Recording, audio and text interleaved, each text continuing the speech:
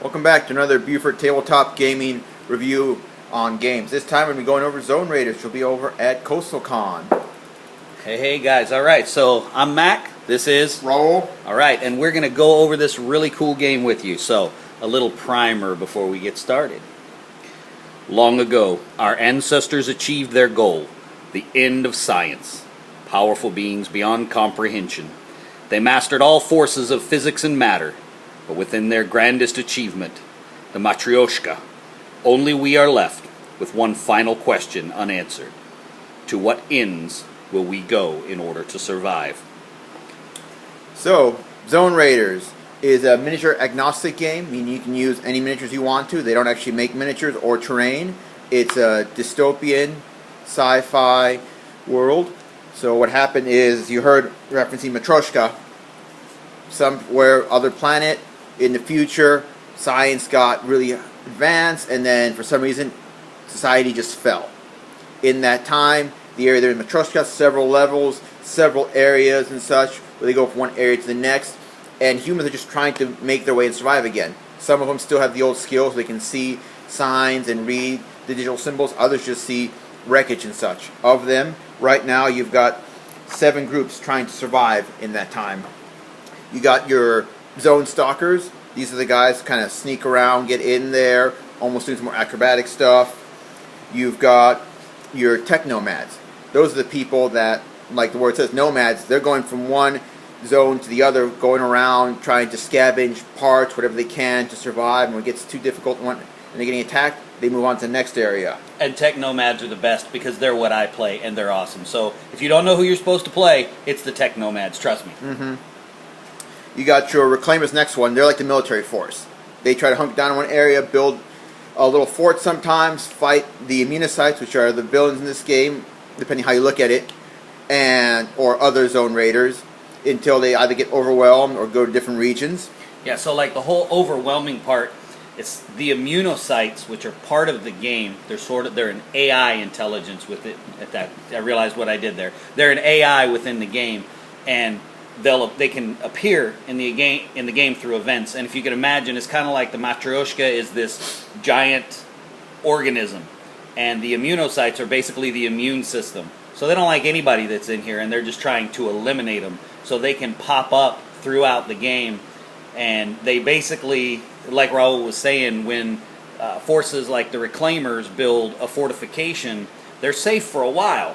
But then they will draw the attention of the immunocytes, and the immunocytes treat the Reclaimers and the tech nomads and everybody else like a disease, and they come in to eliminate them. And eventually, there's just too many of them for any of the factions to survive against. The other quirk of that as well is with the immunocytes and the whole Matryoshka, the whole planet, the whole world, the area you're in, all those different levels, are constantly, as time goes on, being wiped clean and being rebuilt. Inside of there, you've got sci-fi areas where you've got the standard, hey, multi-levels, sliding opening doors. You've got areas which look at they've been gone through a warfare, and other areas, even biodomes. A little bit of everything in there you can find in the game. But back on to the other groups. Another one of the factions you play is the Anthropics, which are really a nanotech reanimated organism, because they're little nanobots all over the place. They build stuff, put it together. Somehow they've created some sort of sentience, and now they're there. You can build your characters in. What Mac is showing here is on the actual website for Zone Raiders, the creator has put a bunch of different templates for basic demos. So if you don't know how to make a team, or you don't want to spend the time on that, you want to just jump right into it, you can go in there, grab a pre-printed group of any one of the teams, and just play with that right off the back. Now, besides them, we also have the Nth Gens. Nth Gens, unlike the Anthropics, which were nano-organisms, Nth Gens are actually your cyborgs, your computers that got sentience, and now they're walking around, and occasionally they upgrade themselves, and if something goes wrong, a new group will pop up. And now, whole comment about upgrading themselves with the Nth Gens is another one of the mechanics of Zone Raiders, is that campaign-based mechanic that you're seeing a lot nowadays in games. You have Last Days Zombie Apocalypse by Ash Barker, campaign-based. You've got Frostgrave, campaign-based. You've got all of these new games coming out, and everything is campaign based, so each one of your characters within your faction is getting more powerful. Well, Zone Raiders jumped on that bandwagon. Why? Because that is an awesome way to play games when you can progress your models, and Zone Raiders does it. The Nth Gens are kind of cool about it because they're robots, and they're literally upgrading themselves. And our last kind of sci-fi group here is the Exanthropes. What they are is they are your cyborgs. Those are the humans that decided that, hey, limitations of our mortal bodies aren't good enough. Let's add some technology to it. Let's go from there. So maybe they lost an arm. Maybe they want to upgrade their running ability. Replace it with robotic parts. Those are the big groups. And we already talked about the immunocytes. Now all these characters, you can use anything you want to. Nobody really matters on that one. Really, the sky's the limit for what miniature you want to use. The thing that's important is how you build your characters. And each one of the factions, besides their abilities, you can actually see, if you look at the book, for example, right here, it'll show you, for example, so your teams, what are the different skills it can do, what are special faction gear that's related only to the specific factions you are in, because everyone's got their skills, their strengths, their weaknesses. It doesn't change there. See right there. For example, right here for the Reclaimers, faction gear is they got different kinds of rifles that people don't have. They have better, stronger armor because as the Warriors, those guys can take a hit, and keep on going. May not drop them, but they're also not your fastest or most maneuverable character out there. Yeah, and so we've been exploring a lot with the minis, so let me show you a few of them that we've been using for some of our factions. So first up, if I can find the camera here. There we go. So we got this cool dude. He is actually from the Doom board game. So he's a pretty cool guy. We're using him. He fits in really well. Then we got this guy here. He is from Earth Reborn. Another cool mini. One of those games that I've never played even though I own it. This guy right here, he is from Endure the Stars. I do own that game, played it a couple of times, but the minis are cool and they're really appropriate. I'm using these guys as my immunocytes. So these are from Core Space. These are actually the Purge from Battle Systems' new miniature game. And we got some models from Eden. Now the Eden models are awesome for this game, except that most of them don't have firearms, so that's the only downside for the Eden ones. And of course, as I say that, I'm showing you an Eden model with a firearm. But then again, on that same point, your characters in this game do not have to have firearms. There are melee weapons for it. Right. Early on, they're cheap and easy to work with. Absolutely. And then this guy right here, he's just a little 3D printed robot that I really don't have any idea what I'm going to use him for, but I really liked him, so I included him. So, miniature agnostic. One of the other things, too, about the game, love it or hate it, it's a D20 game. So you can break out your Dungeons and Dragons dice for this one. But I will say this, actually Raul and I both enjoy the mechanic of the D20 in Frostgrave, and sometimes D20 systems can be really swingy, and it really feels like that was a little bit balanced out in this game, because with a D20 you got a lot of number space there. Personally, I'm a D10 game kind of guy. That feels like a real sweet spot. But I really feel like Tony, the developer, and I say that like I know him, and I don't, but the developer of the game, I think he did a really good job of finding that sweet spot on the D. Did you feel like our last game was swingy, or? No, I felt it was within proper ranges. I like the D20 system myself personally more than D10.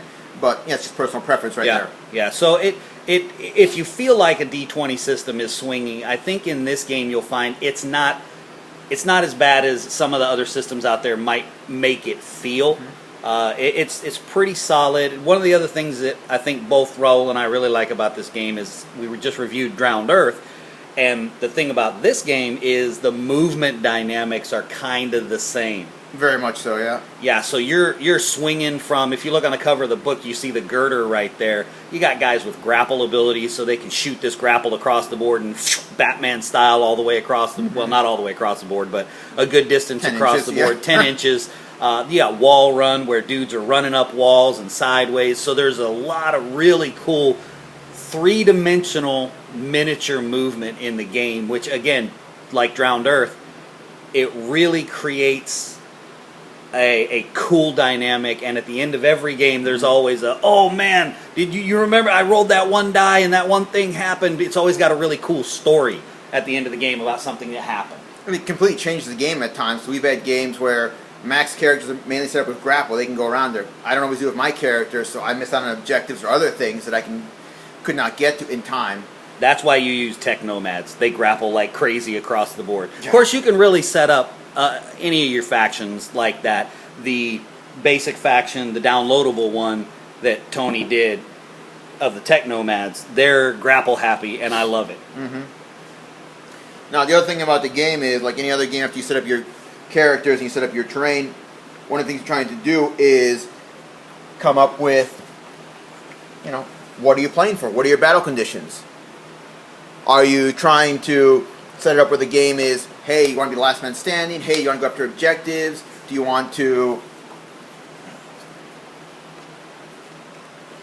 do you want to have a certain scenario you want to play through as you go through the game? And after you set up anything, you can also, as you go play the game throughout the turns, when you roll your dice for initiative, but at any point anyone ends up rolling a 20, they go to the battle condition table, which suddenly starts creating things like, hey, the floor starts opening up, and next thing you know, there's some vents, nuclear waste comes out, hey, immunocytes suddenly start popping up. Yes, horrible, horrible things happen when you roll a 20 on initiative. Well, not all the time. You can also have the case where the Wanderer pops in out of nowhere, or a robot pops in, and then either become a permanent part of your party, or they could be a character who's only there for a few games. That's true. So that, yeah, there are some good things that happen, but mostly they're bad, which makes it just that much more fun. Oh, definitely. Now, the other thing the game comes with is, like any other good game, tokens are out there for everyone. Now, open this thing up. So we have got our wound tokens, and I'm gonna hold these up so you can get a look at the actual tokens because they're pretty nice. I like them. So we got our wound token, which I'm betting since anybody watching this is probably a gamer, you're going to be able to figure out that that's to mark your wounds. Nice token. Next up we have the downed token. So also a really cool token because what happens here is when your model is taking all 3 of his wounds, it's not out of the game. Yeah, or they fail their... Right, they fail their survival check. Yeah. And we'll talk about that when we get to the dice rolling. But you put this...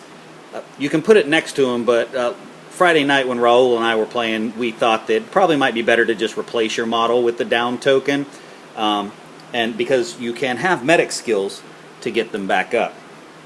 So next, we have armor failure. Bam! Look, it's a broken shield to indicate armor failure. Super cool. Alright, and then the next token we have is an out of ammo token, which, guess what? It's an empty shell casing. And then we have the marked, which is a really cool thing you can do. So basically this is, you can have essentially a spotter helping you shoot from your team, shoot at other dudes, which is kind of a nice thing. It's a super terrain heavy game. That's the intention. So having extra bonuses to hit is very helpful. We've got Overwatch, which all you old 40K players, I don't even need to explain Overwatch. Then we have suppression. So yeah, you can use suppression fire. We won't get into that rule. We're just going to go over some of the basic dice mechanics of the game. And then the last one is, well, not the last token, but the last special condition is hunker down. And this one is basically like taking cover. Once you're in any form of cover, you can take an extra action to hunker down. You're pretty much laying prone on the floor right at that time, yeah. And then we have, these are command points, which you can use them to re-roll, to use a battery action. Right, use them for a battery action, and I think there's a couple other options. We've only got what I think 3 games in so far. Right. So we are still learning too, but we're impressed so far, to be sure. It is definitely a cool and fun game. Now, from a personal perspective, since we are reviewing, these tokens are cool and all. You know, I like a cool token in just about any game. That's why I have a box full of different tokens. But personally, I like shaped tokens as opposed to round ones. And don't get me wrong, these ones are super cool. That's just a preference thing. Is I like the I want my broken shield to be shaped like a shield, not like a round token. But that's just me. Nice. The last thing I'm going to do about the book real fast, we're going over it, is one thing that was nice when they created it. If you look at the back of the book here, around page 136, quick reference guide for all your modifiers, like shooting or melee actions, how the turn goes, action reference, because anytime you take an action, a character can do 2 actions per character. That's why it says down here 1 or 2. Which is important. Things like grapple, which grapple takes both actions to go, those 10 inches we referenced earlier. Oh, and one important thing too is any combat action will immediately end your activation. So you need to make sure that you kind of plan accordingly. Unless you've got a special ability right. That's otherwise. Right, like in any game. Nuances, yeah. Right, but generally speaking, you're talking about if you're going to attack, you need to do it on your last action. Otherwise, you're basically just giving that one away. So here's some equipment lists. And here's some other abilities, you can purchase and such. Yeah, because very similar to, if you go way back, some of you older gamers out there may remember the first iteration of Necromunda. And the game mechanic itself doesn't strike me that way, but the building does. And I think most of the games where you're building your own crew or faction or whatever it is kind of harken back to that Necromunda when you were able to do that. So it kind of strikes a nostalgic chord, which is probably why I like all these games, is not to mention the fact that you build a story as you go and as your models progress and become tougher. And the last thing on the book that's really nice is, since it is miniature agnostic, they give you a bunch of websites where they make miniatures. So if you got another game you want to use miniatures from, great. If you want to go support someone who actually makes miniatures as a side thing, go for that as well. Whole list of them right here. And from personal experience, hold on there, Raul, go back for a sec. From personal experience, I cannot recommend Hassle-Free and Puppets War highly enough. Puppets War has got some really cool stuff, and Hassle-Free, I mean, they just make amazing miniatures. And I'm familiar with some of these other ones, and they have great stuff too. But those two, for me, man, they hit that sweet spot for this game. All right. So, last thing let's cover, if you're up for it, is let's do the dice. Let's talk about dice. Let's talk about the dice mechanics. All right, let's grab a sheet. Let's grab the Tech Nomads. And why are we grabbing the Tech Nomads? That's right. That's why we're grabbing them. Because they're awesome. So, when you look at like any other game, you got your speed, which is your movement, shooting, which is your ability to shoot, melee, close combat. There we go. Okay, start over now. Sorry about that. So, speed, your movement, how many inches, shoot, your shooting skill. You got your melee, defense, survival, and aptitude. And then, of course, you have your skills and your armor type, the model's name, and what weapons they're equipped with. And all of that stuff is going to be a lot more flexible because you're going to build your leader however you want. Now, one of the cool things about this game is you're looking at this sheet right here, and this is the Zone Raiders. Now, normally, I'm going to take Arcana Unum as my leader when I use this sheet. And that's because he's got the skill Tactical Sense there at the top, which gives him +2 command points. But at the beginning of the game, you nominate who you want to be your leader. So when you're building your crew, you're not just going, okay, now I'm building my leader, now I'm building my second in command, now I'm building this guy and my grunts and the guys I expect to die. You're just building a whole team, and at any given moment, or depending on what the scenario entails, you might want to pick somebody else to be your leader, which is kind of a cool thing. So, we're talking about combat earlier. Shooting. So, as we mentioned earlier, there's some modifiers in there for person has cover, person, has suppressive fire on them. Well, regardless, you have 10. Let's say they're out in the open, no cover, no other bonus or modifications. In this game, with that D20, you're trying to roll underneath that 10. So, example right here. 2 little characters shooting it out. He fires at him. And just to see if he can hit him, by aiming, rolls the dice. Boom, 15. Misses. Oh, it's above the 10. Yeah. But it's okay because I'm going to spend my command point and re-roll that. 17. And this is why I don't usually spend my command points, because that happened. So let's take a little creative license here, and let's roll one of those dice to a 10. And pretend like we can actually roll well, which we all know, for anybody out there listening that has ever played against me and Raul, we're not going to roll a 10 if we need a 10. We're going to roll a 12. So, so you got the 10 there. That means he actually hits. So now the next character that got hit, let's say they have to, same stat here, defense.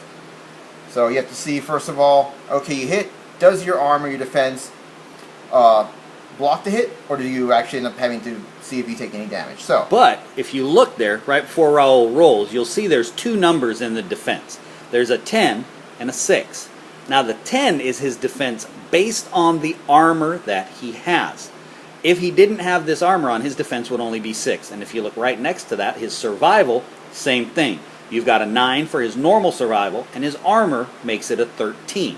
Now this is the guy shooting, but still, same thing. We'll pretend like he's shooting the next guy down. How about that? Perfect. So we're shooting with 6 and Arcana 9. Unum, and we're being shot is Chariot 9s. So we've got a 6-9 and an 8-12. 6-9 on the defense and 8-12 on the survival. So now that he's been hit, we look up at Arcana Unum's weapon.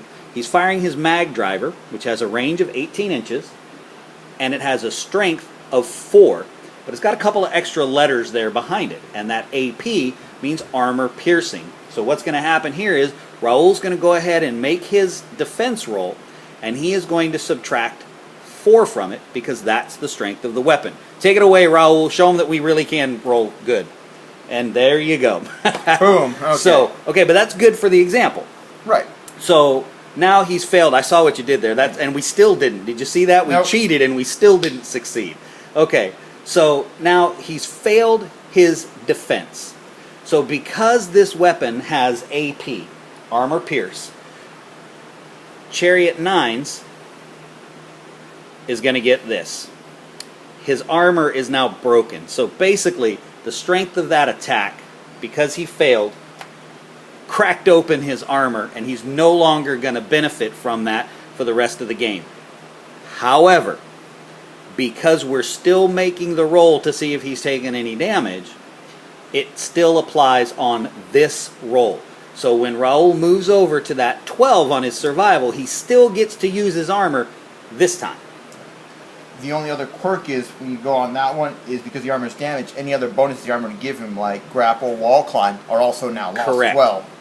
Unless someone can fix it. Correct. So let's see how many wounds Chariot 9s is going to take. Come on. Hey, Hey. we made a roll. Okay, so he would survive. So what that means is his armor is broken, and he's going to take a wound token. Yes. Only one. Everybody's got 3. So now we've got Chariot 9s, has a wound token, and his armor is broken, so he'll no longer be able to use it. Now, you might be asking yourself, okay, he got a wound token, but he passed the roll. Why is that important? Had he failed the survival roll, due to his stamina, he would have been knocked out pretty much. Yep. Then he would have gotten this lovely thing, the downed token, because he would have taken all of his wounds, and it would have essentially been game over for him if you don't have some sort of medic to come by and revive him. And in mine and Raul's lists, we probably should have medics because of the way we roll, but we don't. The other quirk on that one as well is if they are downed, your characters can grab them and drag them off the side of the game. Yes. Yes, which is nice stuff for your campaign mechanics. So let's walk through those dice mechanics again, and we're going to give Chariot 9s a chance to retaliate against Arcana Unum. Okay. So we're looking at Raul. Will talk us through his shooting and defense and survival. Okay, well, Chariot 9 has got a 10 shooting towards Arcana Unum. So let's say he's going to fire back. Didn't drop this time, it's now his turn. So he's going to roll his dice. In this case, he's going to use the heavy mag driver. Range 24 inches, great area. And strength 6 AP, armor piercing as well. So, he's going to roll his dice, see what happens. Boom.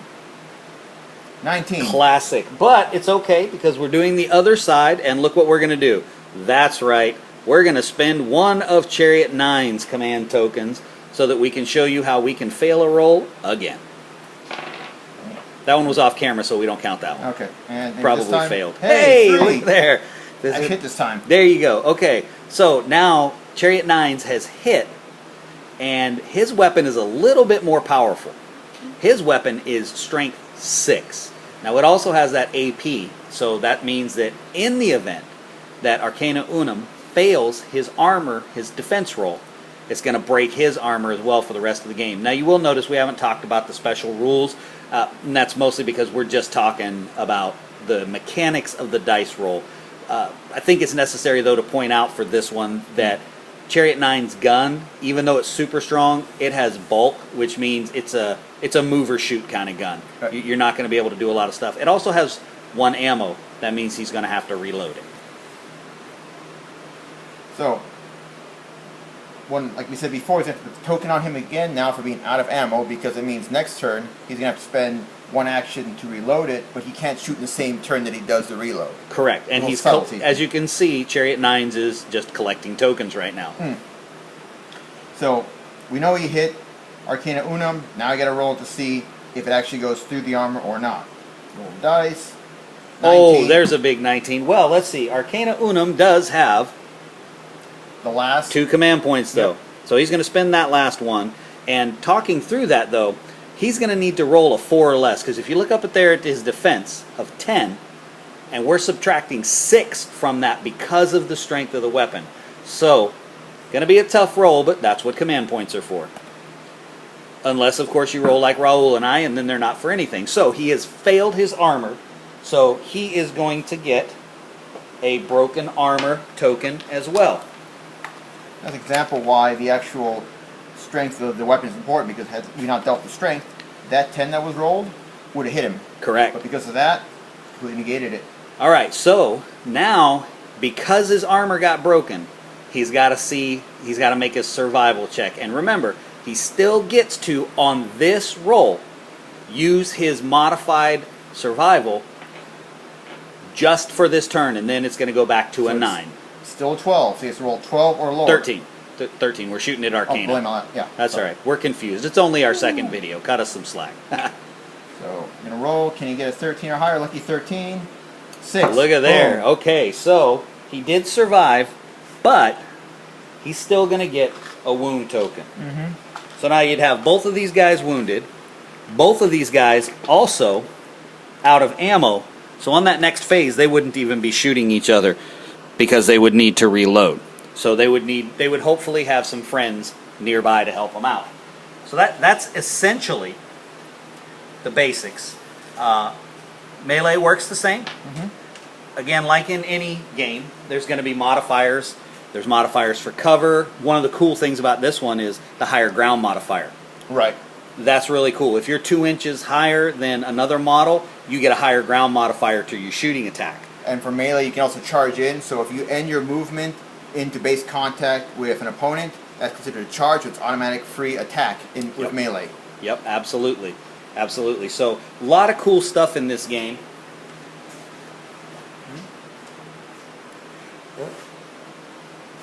Now, why are we pushing it? Because, like we said before, we like the game. It's fun. It's not overly rules complicated. You don't have a bunch of, this weapon does this, does this. The way some games can become, don't get me wrong, I like Infinity. It's a fun game. But if you haven't read the books or you don't have all the rules with you, it can become really convoluted very fast. Yeah, absolutely. This is sort of a post-apocalyptic, simplified version of Infinity. In fact, both of us have a bunch of Infinity miniatures. Try saying Infinity minis over and over again, right? Infinity miniatures that we're going to be using in Zone Raiders because they're so appropriate. And if I'm not mistaken, Tony used several in some of the posts as he was running Kickstarter. Now this Kickstarter just recently delivered in the past couple of months. We got our books, so we've been diving into it. And again, this is one of the ones we're going to have at Coastal Con that is going to be, it's really a fun game. You can't go wrong with it. I think the thing I like the most about it is I've seen, just like when we talk about in Drowned Earth, we're talking about a post-apocalyptic game with a little bit of a different spin. And the different spin is kind of what I'm enjoying. It's just a little bit of a different world. And post-apocalyptic has kind of been overdone a little bit, so it's refreshing to see that different perspective on it. I agree with you fully on that. So for next time, we will be reviewing Ragnarok. By Tim Korkluski. I probably hacked his name. You'll notice I didn't even try to say Tony's last name. There it is. You can try to pronounce it if you want. I just don't want to hack his name up too much. Now, Tim is a guy who lives down in Georgia. I've met him a couple of times at Siege of Augusta, just kind of in passing.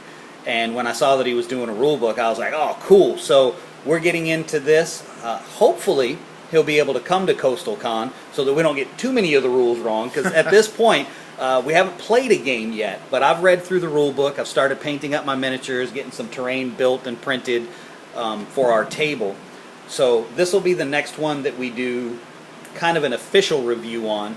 And hopefully this week we'll also see, we've got some miniatures that we want to show you that we got painted from a guy named Cody Bernard, who's up in Canada. He is Cold Painting Table. Check him out on Facebook. He does some really nice work, and Raul and I both got some stuff painted. What'd you get painted? Some of my Infinity characters, my Toa. Okay, and I got some stuff for Deep Wars. My Dark Mariners painted up, and we're excited to get those. Hopefully they'll be here next week. And when they come in, I'll do a video showing you some of the paint. And the big one is we're waiting on the Twisted box. Dun, Which dun. yeah, right. I'm super excited about getting that. I was sort of when I first stumbled on the game, I was kind of nominally interested in it. I was like, oh, that looks really cool. I like steampunk stuff, and I like the twist. See what I did there? Twisted. Right. I like the twist on the game, and I like the unique activation mechanic. We'll talk about that when we get into it. But the minis are gorgeous. So at first I was nominally interested in it, and then we started getting the momentum for Coastal Con to do our main focus being independent game developers. And I was like, you know what? Let me read over the rule book again. And I really kind of got sucked into the story that's in the rule book. Oh, yeah. And you can go download the rule book for free at dementedgames.com. So go check it out, even if you just read the story. And even besides the rule book, he's got actual places where you can download all the cards and everything you need to play the game yourself. So you can test it out even before you play. It's similar to Zone Raiders, where they've got the free demo book on there. Right, and there's also the expansions are free to download. But after I read through it again and the story kind of sucked me in, I was like, you know what? All you can do is ask. So I shot him a message, and the guys were phenomenal. They were awesome. So we ordered some stuff to sell at the convention, so we'll have some of their merchandise on hand, but we also got a whole bunch of stuff so that we can set up our tables and do our demos. We got a lot of stuff coming for that. We've been working really hard on it. Now, one big thing Mac's been doing for that game and such is because it is kind of a, what is it saying, how would you refer to the game? It's a late 19th century with a twist. Steampunk-esque more than anything else. Steampunk. So yeah, we've been working hard, printing up some buildings. So this is kind of the feel of Twisted, just to kind of give you an idea. Think of old England, time of Charles Dickens and such, those buildings, at least for the first one with the expansions, then going into the desert sands where they find more nodes. Right, yeah, absolutely. So we'll give you more fluff on that. I'm afraid I could probably go another 30 minutes just talking about the fluff I've read out of Twisted. So on the plus side, we'll be able to share this link for this video on the Twisted page now because we've talked about it enough instead of just the Zone Raiders page. But stay tuned for Twisted as well as Ragnarok and other games to come. Absolutely, and we'll see you at Coastal Con 2020. Peace.